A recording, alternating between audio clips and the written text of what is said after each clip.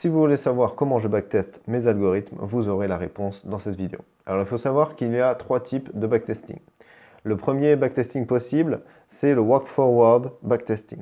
Ensuite, on a les méthodes de simulation de Monte-Carlo et on a aussi les méthodes de rééchantillonnage. Alors, je vais expliquer ces 3 types de backtesting très simplement. Pour le walk forward backtesting, il consiste à évaluer une stratégie en utilisant une série d'événements observés et des prix sur une période passée. Ensuite, on a les méthodes de rééchantillonnage. Les méthodes de rééchantillonnage consistent simplement, comme son nom l'indique, à rééchantillonner les données du passé qui ont été observées dans le passé pour construire de nouveaux scénarios, de nouveaux paths. Alors il y a deux exemples très simples, c'est la cross-validation et le bootstrap. Alors ensuite, on a les méthodes de simulation de Monte-Carlo.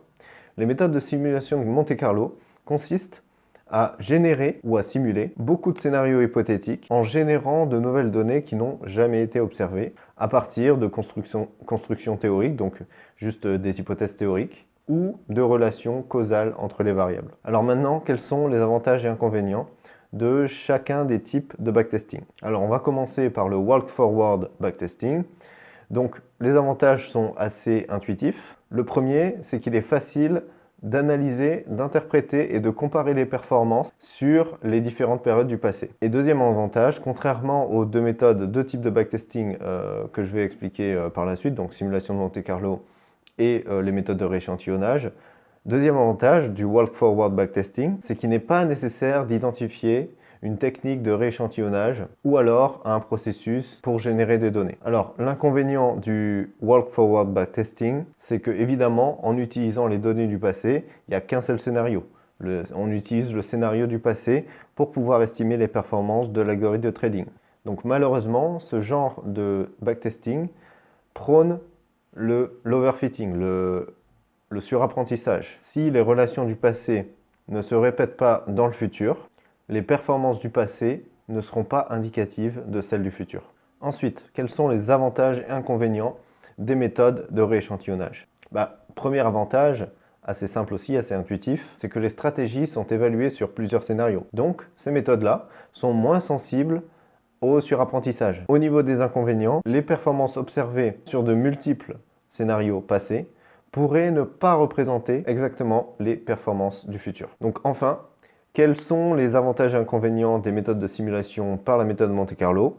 Un des avantages, c'est que si le processus utilisé pour les simulations ne change pas entre le passé et le futur et que ce processus de simulation de données est correct, alors les performances observées sont indicatives des performances que l'on pourrait observer dans le futur. Et aussi, il y a un deuxième avantage au niveau des simulations de Monte-Carlo, c'est que le risque de surapprentissage est très faible, ou en tout cas, il est atténué. Alors, au niveau de l'inconvénient de l'utilisation des méthodes de Monte-Carlo, des simulations de Monte-Carlo pour faire du backtesting, il est en lien avec l'avantage.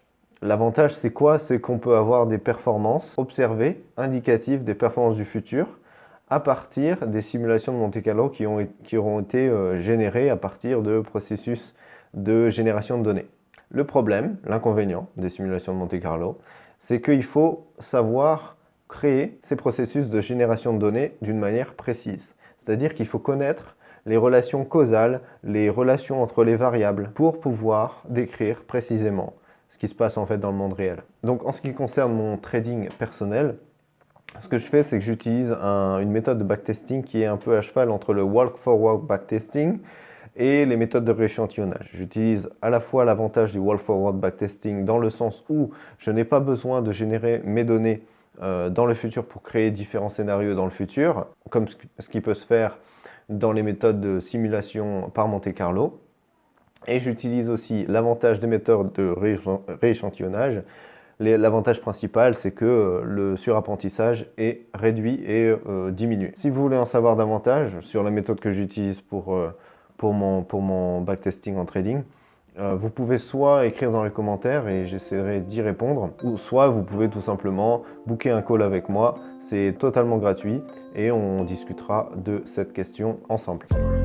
D'ici là, pouce bleu si tu as aimé, pouce bleu aussi si tu n'as pas aimé, abonne-toi si ça t'intéresse et abonne-toi aussi si ça t'intéresse pas.